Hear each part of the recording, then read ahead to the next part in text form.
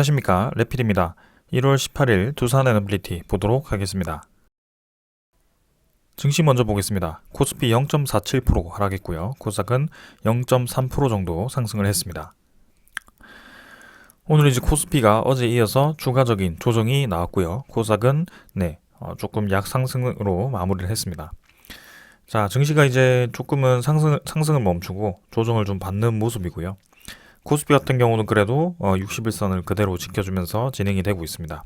그래서 아직까지 상승분에 대비해서 크게 조정을 받지 않은 상태고 21선 추세가 위로 들리고 있습니다. 그래서 여기서 추가적인 상승이 나올지는 더 지켜봐야 될 것 같고요. 지금 이제 다음 주 월화까지는 이제 설 연휴죠. 그래서 연휴 전에는 조금 조정세가 있을 수 있습니다. 그래서 이번 주 금요일까지 좀 증시가 보합이나 혹은 약 하락을 할 수도 있고요. 그 분위기에 따라서 좀 달라질 것 같지만 이때까지는 이제 그 설 연휴 전에는 조금 이제 조정이 있었던 그런 흐름이 있었습니다. 그래서 지금도 뭐 크게 많이 조정을 받을 것 같진 않고요. 설 연휴 전에 살짝 이제 하락을 하고 연휴가 끝나고 다시 한번 상승세를 이어갈 수 있을 것 같은 뭐 그런 모습입니다. 그래서 지금은 계속 뭐 횡보를 하고 있기 때문에 크게 뭐 추가적인 상황은 없었습니다. 투자 수급은 이제 외국인 투자자가 꾸준히 매수하고 있습니다. 어제 이어서 오늘도 매수가 들어왔고요. 지금 뭐 거의 6거래일 연속 매수가 들어왔고 그 전에도 한 7거래일 연속 매수가 들어오면서 계속해서 지금 매수가 이어지고 있습니다.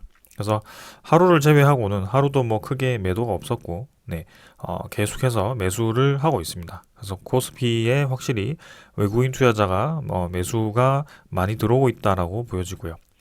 기관 투자자는 뭐 매수 매도가 좀 반복적으로 나오고 있기 때문에 주된 매수 세력은 지금 외국인 투자자가 매수를 해주고 있습니다. 오늘도 이제 코스피 지수 같은 경우는 이제 기관 투자자가 이제 매도를 하면서 좀 하락을 한 모습이고요. 코스닥도 마찬가지입니다. 지금 코스피와 코스닥이 거의 뭐 같이 움직인다라고 봐도 무방할 정도로 지금은 꾸준히 바닥을 형성을 하고 있습니다. 코스피가 조금 더 강하게 움직이긴 하고 있고요. 코스닥은 좀 더 낮은 구간에서 바닥을 다지고 있지만 여전히 이제 추세 자체는 저점을 점점 높여가는 그런 추세로 진행이 되고 있습니다. 코스피 차트와는 조금 다르죠. 그래서 이 기술주가 모여있는 코스닥은 중장기적으로 봤을 때는 지수가 계속 올라가면서 점점 이제 코스닥에 있는 종목의 기업들의 가치가 서서히 올라가고 있습니다. 지금은 이제 대세 상승 이후에 대세 하락이 나왔고 거기에 대해서 조정을 받았음에도 불구하고 그래도 700포인트는 유지를 해주고 있다. 이렇게 보여집니다. 자, 그래서 수급 자체는 뭐 크게 변화가 없었기 때문에 넘어가도록 하고요. 환율 같은 경우도 지금 1234원입니다. 오늘 5원 추가로 하락을 했고요.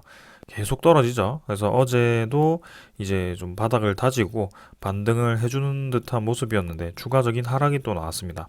그래서 바닥라인은 계속 떨어지는 지금 장기적으로 좀 하락을 하고 있는 그런 모습이고요. 21선 추세가 지금 뚫리지 않고 계속 떨어지고 있습니다. 전형적인 하락 패턴으로 진행이 되고 있고요. 지금 뭐 전저점까지도 이제 뚫고 내려갈 기세로 지금 진행이 되고 있죠. 그래서 1240원 정도가 좀 지지가 될 줄 알았는데 지금은 추가적인 하락이 또 나오면서 1200원 초반대로 진입을 하고 있습니다. 그래서 확실히 지금 환율이 많이 떨어지고 있고 그만큼 이제 인플레가 많이 잡히기 시작했다라는 신호일 수도 있고 금리가 곧 피크를 찍고 떨어지기 시작할 거라는 그런 시장의 심리가 반영된 것이 아닐까라는 생각입니다. 그래서 이미 이제 환율 자체는 우리가 지켜보고 있던 그 박스권 안으로 진입이 됐고요. 그 박스권 상단이긴 하지만 이전에 좀 말도 안 되게 올라갔던 그 환율이 많이 떨어지면서 조금은 안정화되기 시작했습니다. 자, 그래서 뭐 해외 증시, 뭐 한국 증시 다 같이 좀 반등을 하고 있고요. 추세 자체가 확실히 이제 하락보다는 좀 상승으로 무게가 실리고 있습니다. 그 다음은 이제 지수 선물 보겠습니다. 뭐 미국 증시는 지금 이제 약상승 진행 중이고요. 뭐 보합 중입니다. 그리고 유럽도 마찬가지 약상승 중입니다. 그래서 뭐 끝까지 가봐야 알겠지만 확실히 이제 뭐 하락보다는 계속해서 이제 받쳐주면서 점점 조금씩 저점을 높여가는 그런 모습이 나오고 있고요. 채권도 이제 환율이 떨어지면서 같이 떨어지는 모습이죠. 그래서 이제는 뭐 4%대까지 올라가기보다는 조금 올라가더라도 다시 떨어지기 시작하고요. 지금 뭐 3.47%로 이전에 찍었던 저점과 유사한 가격대로 진행이 되고 있습니다. 그래서 여기서 뭐 추가적인 하락이 나온다면 채권 수익률이 떨어진다는 뜻이고, 거기에 대해서 이제 국채 시장보다는 좀 이제 주식 시장으로 다시 돈이 쏠릴 가능성도 있어 보입니다. 분명히 이제 금리가 높긴 하지만 그 금리에 영향을 받지 않는 현금 보유가 많은 그런 큰 세력들은 분명히 이런 저점 구간에서 충분히 이제 매수할 수 있는 기회라고 생각을 할 겁니다. 그래서 우리와는 좀 다르죠. 개인 투자자는 지금 뭐 사실상 시드머니가 많이 없기 때문에 지금 뭐 투자를 하고 좀 기다리는 상황이라면, 지금 시드머니가 많이 있는 그런 큰 투자자들은 지금 같은 구간에서 들어올 수 있다란 말이죠. 그래서 뭐 금리가 떨어질 가능성이 있다면 결국에는 그 시드머니가 계속 들어갈 것이고, 금리가 인하가 됐을 때도 이제 유동성 자금이 다른 데서 이제 많이 나오겠지만, 이미 이제 저점 라인에서 들어갔던 그런 투자금들이 이제 상승시키는 뭐 그런 모습이 나올 수 있기 때문에 충분히 지금은 좋은 매수 구간입니다. 그래서 우리가 지금 주목해야 되는 것은 경기 침체보다도 오히려 이제 금리 이 피크를 주목을 해야 된다라고 저는 생각을 합니다. 그래서 금리 피크였기 때문에 경기 침체가 나올 수 있다는 것은 사실이지만, 이 주식 시장 입장에서 본다면 이미 경기 침체라는 것은 반영이 되어 있는 것이고, 금리 피크 이후에 나올 수 있는 그 금리 인하에 대해서 유동성 자금이 이제 풀리기 시작한다. 그러면 주식은 올라갈 수밖에 없다라는 것을 이해를 좀 하셔야 됩니다. 그래서 지금은 그런 구간이다라고 생각을 하시고 천천히 좀 접근을 해 보시는 것이 좋겠습니다.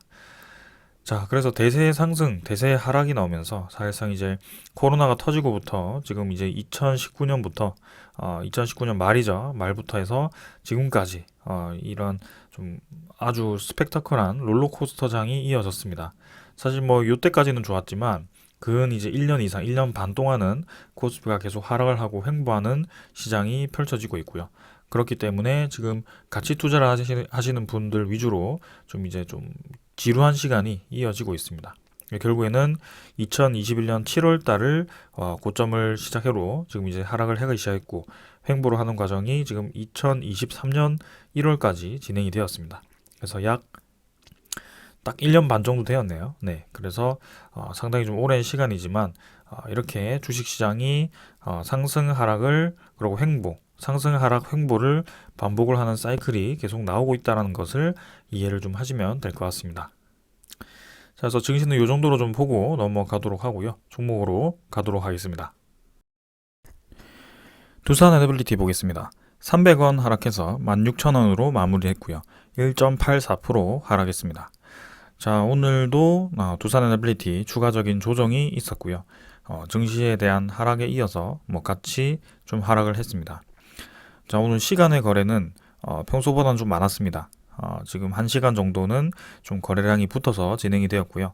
16,200원까지 상승해서 200원 정도 상승해서 마무리를 했습니다. 그래서 내일은 이제 추가적인 이제 하락 없이 이제 상승 반전으로 다시 이제 상승세를 이어갈 것인지는 한번 살펴보도록 하겠습니다.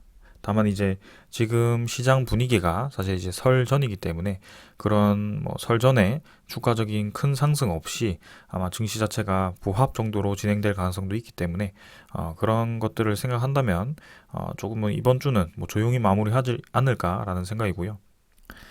만약에 이제 수급이 붙어준다면 이제 거래량이 늘어날 것입니다. 그러나 오늘 같은 경우도 300만 주 정도 거래량이 거의 죽어서 진행이 되었습니다. 평소 대비해서 지금 계속해서 500만 주 아래로 지금 거래량이 진행되고 있고요. 뭐 500만 주 이상으로 최근에 조금씩 꿈틀댔지만 그래도 여전히 부족한 거래량입니다. 그래서 전체 이 주식수 대비해서 이 거래량이 회전율이 1% 수준으로 지금 진행이 되고 있기 때문에 적어도 이제 3% 정도, 전체 이제 2, 3% 정도는 좀 터져줘야 되지 않을까라는 생각이고요. 그게 이제 한 1,500만 주 정도입니다.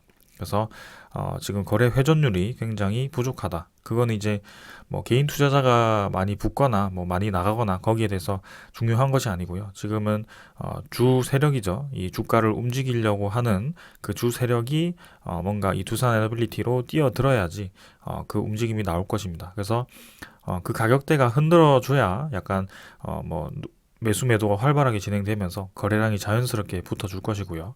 그런 구간이 이전에도 지속적으로 한 번씩 나왔었죠. 근데 지금은 아직은 좀 조용한 움직임입니다. 그래서 요런 피크 거래량이 터져주는 그런 움직임이 좀 나와줘야 되는데 사실 요 구간은 지금 피크 거래량이 한 번 정도 터지고 사실 이때는 블록딜에 의해서 거래량이 붙었고요. 요때는 폴란드 원전 수주 소식으로 인해서 좀 거래량이 붙었습니다. 그러나 그 이전에는 그 피크 거래량이 한 번에 나오지 않고 점진적으로 좀 거래량이 붙어주는 그런 모습이 좀 나왔었고요.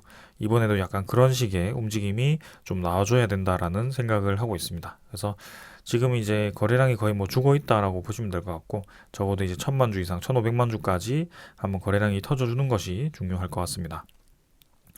자, 오늘도 이제 조정을 받으면서 일봉은 음봉으로 3일 정도 진행이 되었습니다. 그래서 21선, 61선 사실 추세는 위로 들리기 시작했고요. 양호구름 딛고 이제 올라갔으면 했지만 뭐 결국에는 21선, 61선까지 도달을 했습니다. 그러나 이제 이게 뭐 결국에는 여러 번 찍는 그 지점을 찍고 다시 떨어진 것이고 이 완곡하게 지금 턴어라운드 되는 61선 추세를 이어서 그대로 이제 또 상승을 해준다면 또 좋은 그림이 만들어질 겁니다. 그래서 보통 이제 주가가 좀 수렴을 할 때는 이런 반복된 구간을 계속 횡보를 하고 반복된 지점을 계속 찍게 되어 있습니다. 그러면서 거래량이 이제 크게 없이 진행이 되는데요. 지금도 지지 라인이라고 한다면 이 쌍바닥 정도 혹은 21선, 61선 정도가 진행될 것 같고 저항 라인이라면 지금 이제 17,400원 정도가 저항 라인으로 될 것입니다. 그래서 이제 상승세가 이어진다면 이 구간에서 이 17,400원을 뚫었을 때 좀 강하게 뚫고 나갈 가능성이 크다라고 좀 말씀을 드리고 있는 거고요. 지금은 아직까지는 그런 움직임은 나오진 않고 있습니다. 그래서 거래량이 뭐 크게 붙어서 올라간 것이 아니기 때문에 지금 거래량이 뭐 크게 없더라도 이렇게 금방금방 떨어지게 되고요. 지금 현재 뭐 주가가 올라가고 떨어지는 거에 대해서 크게 의미가 없다라고 말씀을 드리는 겁니다. 적어도 이제 이런 정도의 거래량이 터지면서 양봉이 좀 길게 쭉 뽑히는 게 신호탄이 될 수 있고요. 지금은 아직까지는 그런 움직임은 보이진 않고 있습니다. 그래서 사실 뭐 그림상 N자로 이제 올라가 주는 게 상당히 이제 좀 이상적으로 보이고요. 지금도 이제 내일장 그리고 이번 주 한번 흐름을 봐야 되겠지만 추가적인 상승이 나올지 봐야 될 것 같습니다. 그래서 뭐 그림상으로는 이제 음운구름 돌파했고 양운구름 디디면서 기분 좋게 올라가는 그림인데 좀 더 보겠습니다. 자, 월봉은 뭐 크게 움직임 없었기 때문에 넘어가도록 하고요. 투자 수급을 보겠습니다. 오늘 뭐 이제 주가가 조금 하락을 했지만 사실 기관 투자자와 외국인 투자자 양매수가 좀 들어왔고요. 16일에 이제 좀 크게 매도가 나온 이후부터는 다시 좀 수급이 안정화되고 있습니다. 그래서 저는 이제 우려했던 것이 16일을 기점으로 계속 또 매도가 나올 것인지가 조금 우려스러웠는데 지금은 그런 움직임은 아니고 다시 이제 매수로 시작이 되었고요.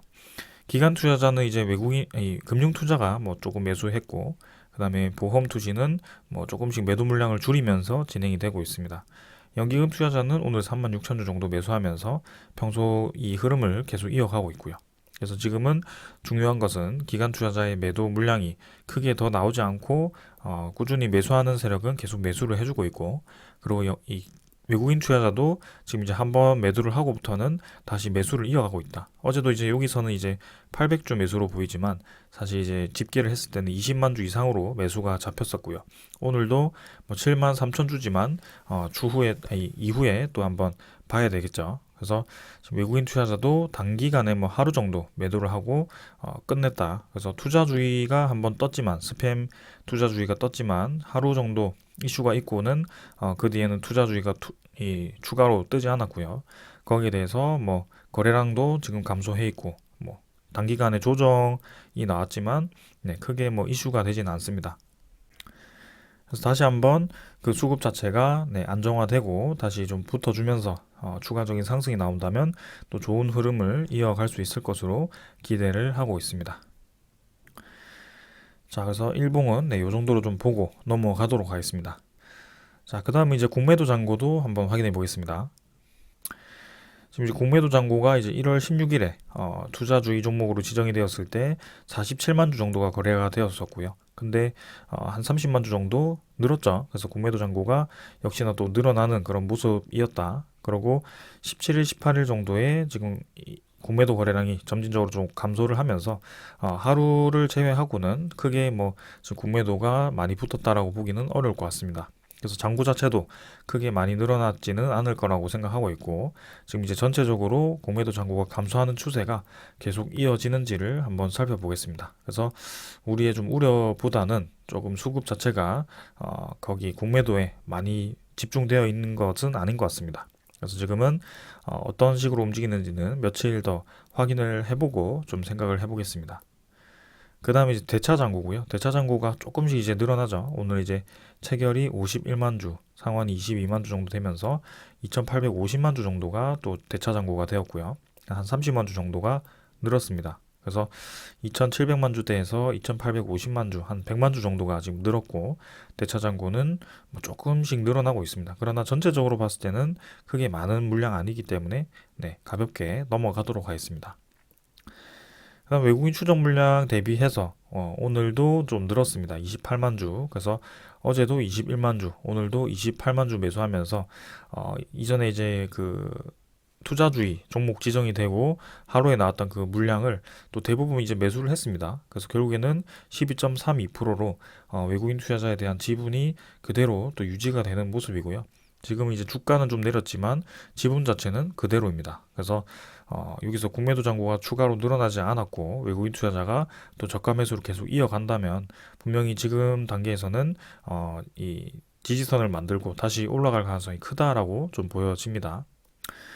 그래서 여러분들이 이제 뭐 좋은 소식이 나왔음에도 불구하고 왜 자꾸 하락을 하냐에 대해서 물어보신다면 결국에는 그 하락에 대해서 얘기를 한다라는 것은 이렇게 아주 짧게 이 추세를 보는 거고요. 하루하루의 그 하락에 대해서 굉장히 이제 민감하게 생각하는 겁니다. 그러나 그렇게 이제 투자하시는 분들 대부분은 내가 돈을 넣으면 당장 이제 일주일이든 이주일이든 빠르게 올라서 그 돈을 회수해서 다시 그 돈을 그대로 다 투자를 해서 또 점점 불리는 뭐 그런 생각을 하고 계실 겁니다.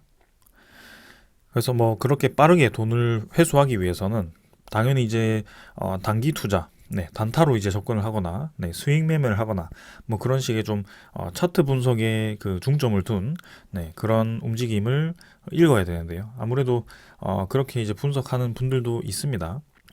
그러나 이제 그 방법을 했을 때 100전 100승을 한다면 문제가 없지만 그 100전 중에 80승 20패를 하더라도 그 20패에 대해서 상당히 이제 이 손실이 크다라는 것이고요. 그리고 그 80승을 하기 위한 이 집중되어지는 그 시간과 그 정신적인 체력이 상당하기 때문에 그렇게 진행을 하기가 저는 맞지가 않더라고요.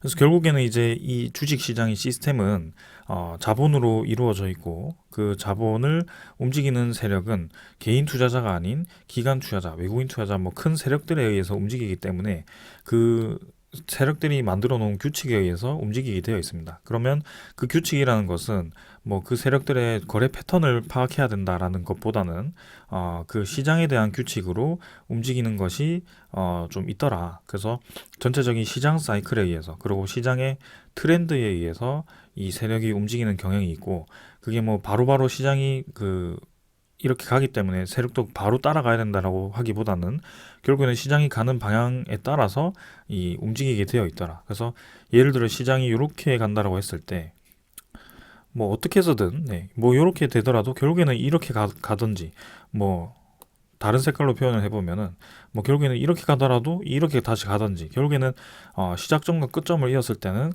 가게 되어 있더라는 겁니다. 그래서 그런 방법으로 지금 바라보는 것이고 지금 두산 에너빌리티도 마찬가지입니다.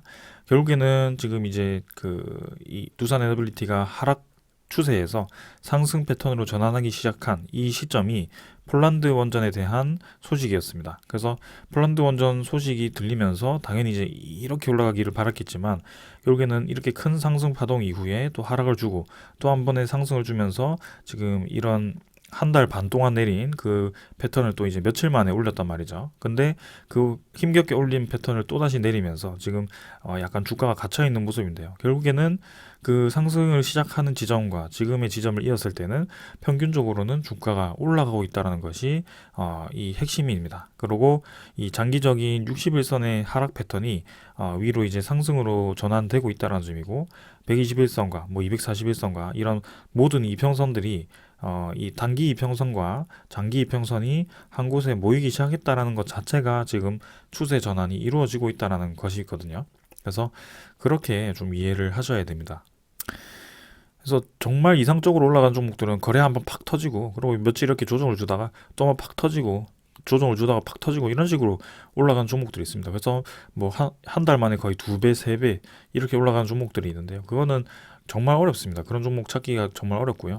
그 시작도 갑자기 시작해서 이렇게 이제 줄을 세우고 또 시작해서 이렇게 패턴을 파악하기가 굉장히 어렵습니다. 그래서 모든 패턴이 이제 그렇게 될 거라고 생각하고 이렇게 팍 올랐을 때 요 횡보할 때 투자하면 되겠구나 하고 막 들어가면 또 그때부터 떨어지기 시작합니다. 그런 종목들이 대다수거든요. 그래서 그렇게 이제 패턴을 가지고 분석하는 방법은 그렇게 100% 맞지는 않더라. 그래서 그런 패턴도 패턴이지만 이 시장 자체에 우리는 베이스부터 일단 깔고 가보자.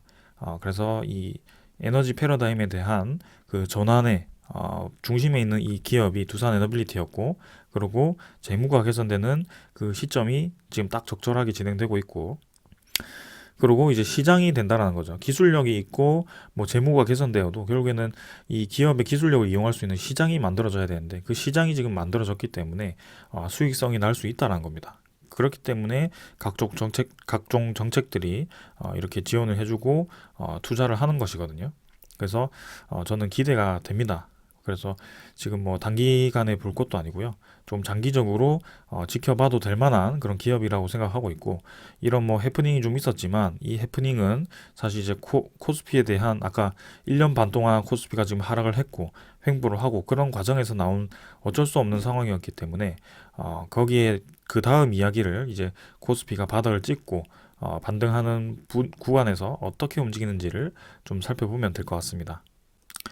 그래서 천천히 좀 지켜보면 좋겠고요. 뭐 기간이 좀 길었지만 결국에는 이런 대세 하락장 이후에 다시 시장이 돌아왔을 때 대처하는 그 방법에 대해서 이 진행을 하고 있구나라고 생각을 하시면 될 것 같고요. 당연히 대세 상승장이 다시 한번 온다면 두산 에너빌리티 말고도 다른 종목들 뭐 아무거나 사도 이제 올라가겠죠. 그래서 그런 것들을 좀 이제 이 시장 전체를 한번 겪어가는 과정을 계속 배워 가셨으면 좋겠습니다. 결국에는 이제 시장이 다시 올라가고 떨어지고 횡보하고 이 시장은 계속 반복될 겁니다. 그게 이제 시장의 규칙이고요.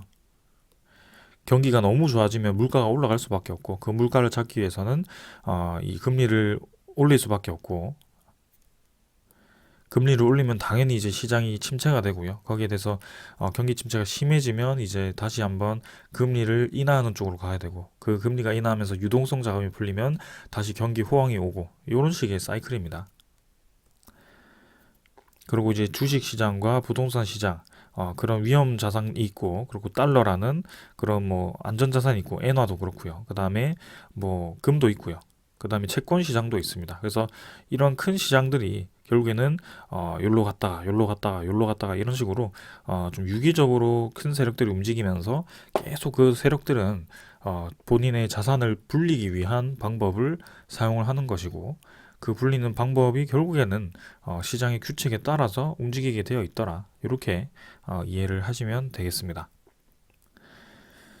자, 그래서 뭐 다른 얘기로 좀 빠졌는데요. 계속 이어서 뭐 두산 에너빌리티 소식들 좀 전해드리면서 마무리를 하겠습니다.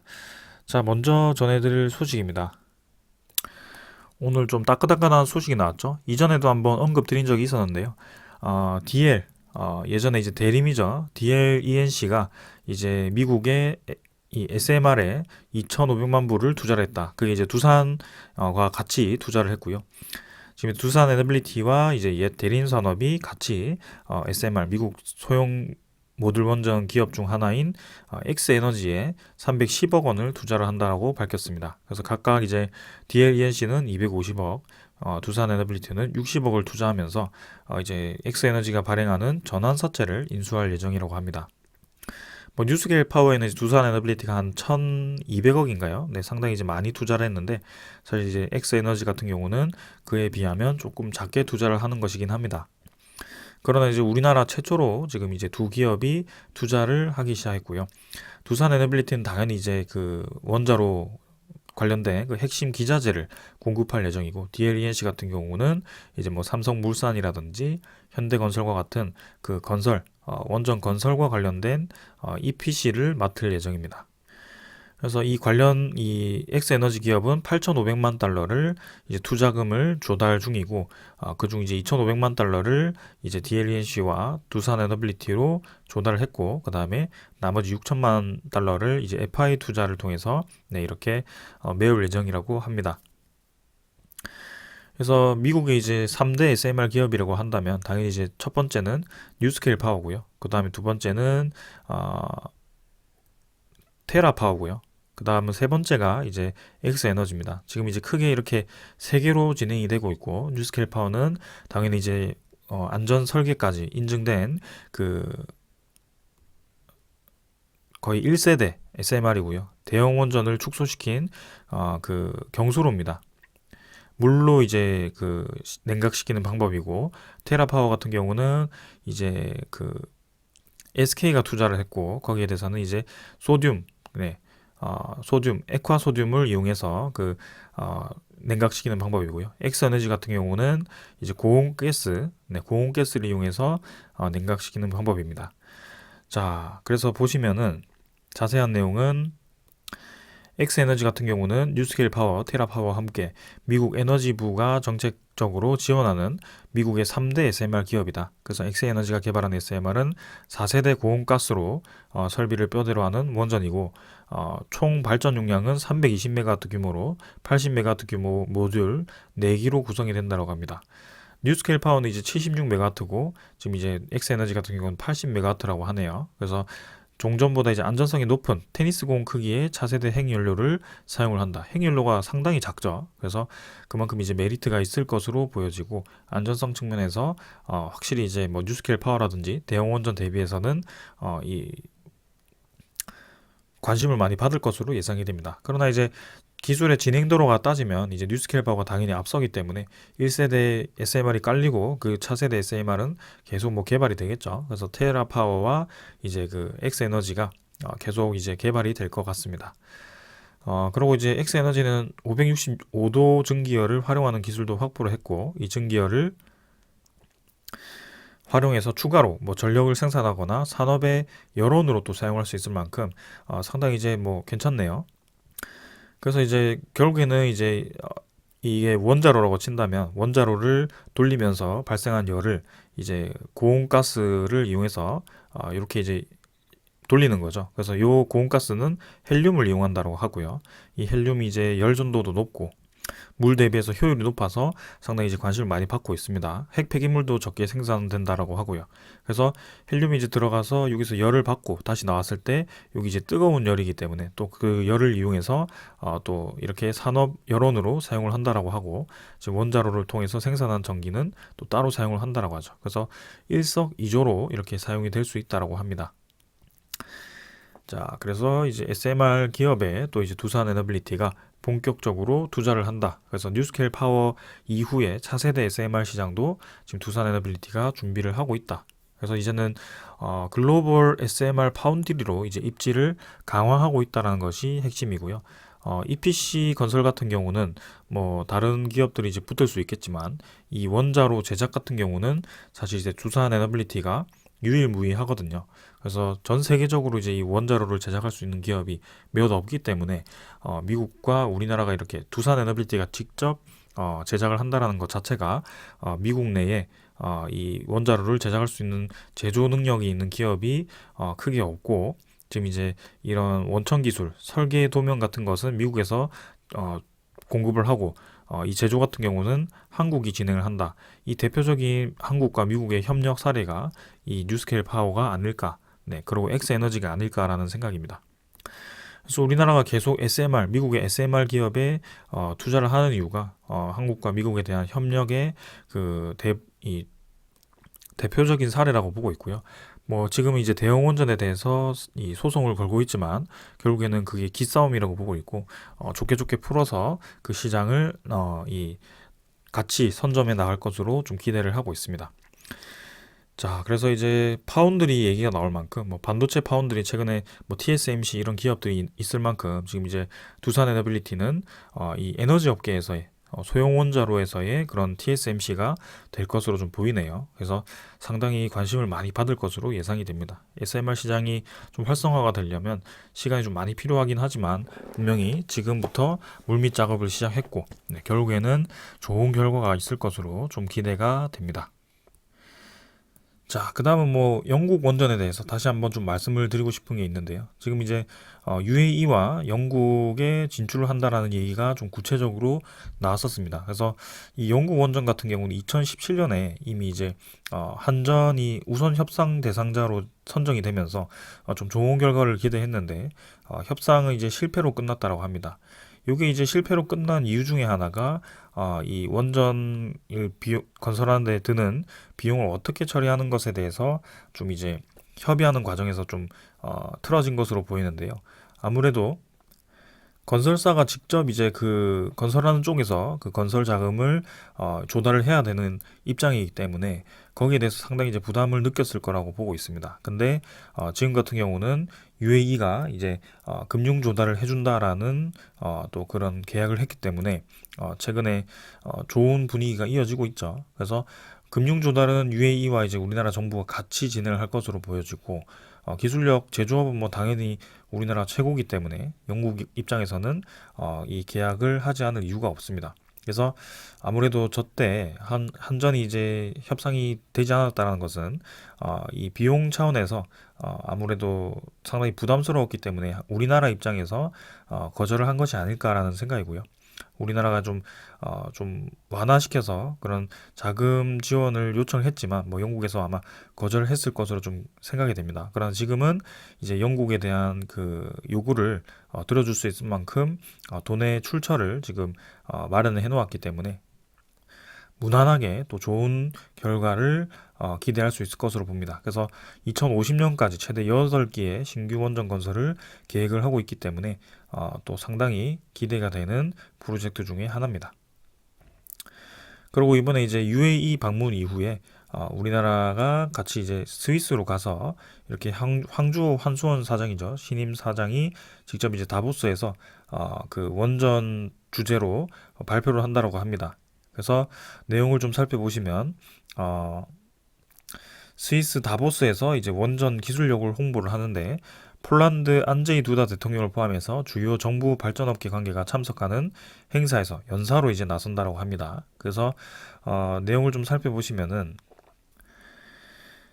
자, 두다 대통령이 이제 기조 연설을 맡았고, 뭐 폴란드 전력공사 PGE 민간발전사 제팍의 감독 이사회 멤버인 마세즈 스택이죠. 네, 이 연단에 나서고, 요 앞에서 이제 한수원이 그 폴란드 원전 사업 현황을 공유를 하고 한국의 강점을 또 홍보를 한다라고 합니다. 그래서 지금 이제 여기서 수주했다라고 표현이 되고 있고요. 네, 폴란드 이 인사들 앞에서 스위스에서 대표적으로 또 이렇게 한국 원전 기술을 홍보한다라고 하는데 그걸 이제 폴란드 원전 사업을 이제 공유를 할 만큼 좀 공식적으로 이 폴란드 원전에 대해서 좀 좋게 진행이 되고 있는 것으로 보여집니다.